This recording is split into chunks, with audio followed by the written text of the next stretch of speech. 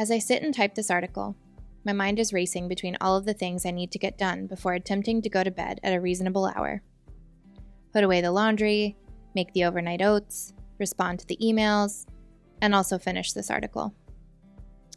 Yes, I did get the assignment 6 weeks ago.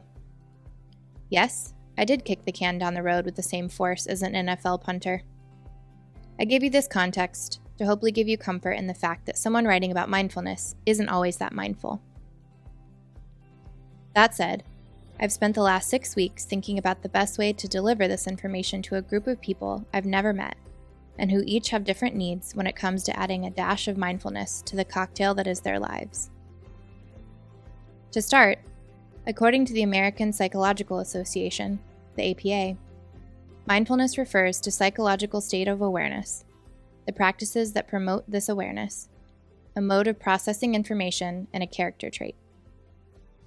Another paper describes mindfulness as, quote, a process that leads to a mental state characterized by non-judgmental awareness of the present moment's experience, including one's sensations, thoughts, bodily states, consciousness, and the environment, while encouraging openness, curiosity, and acceptance, end quote.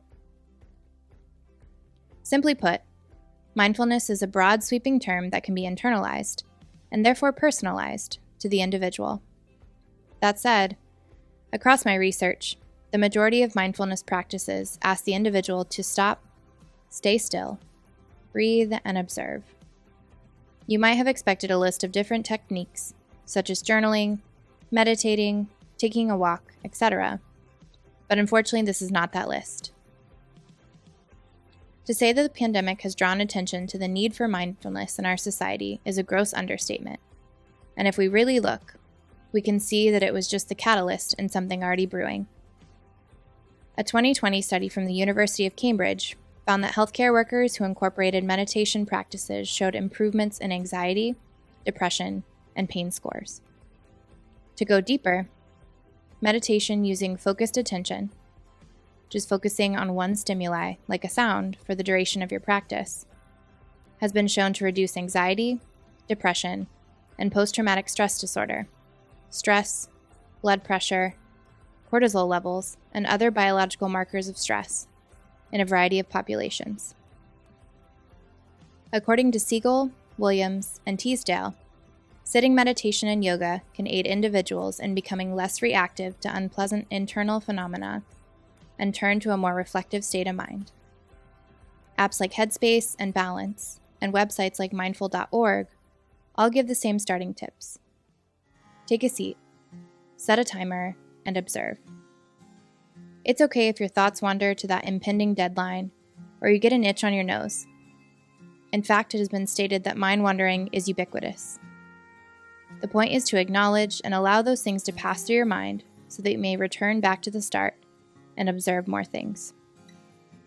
For me, mindfulness comes from my infrequent yoga practice with one of my favorite, well-known yogis, Adrienne Mishler, who often chants the mantra, "Find what feels good."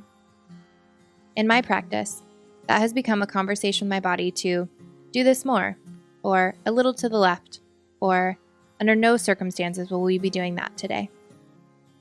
This internal call and response has in turn allowed me to navigate the world around me more easily and be aware of how my actions and movements impact the space in which I fill.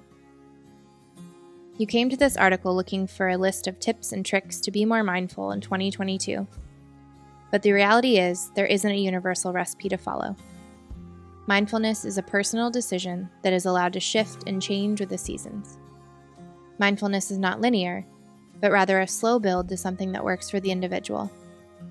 Mindfulness is a choice to be made in each moment and cherished for as long as it serves a purpose.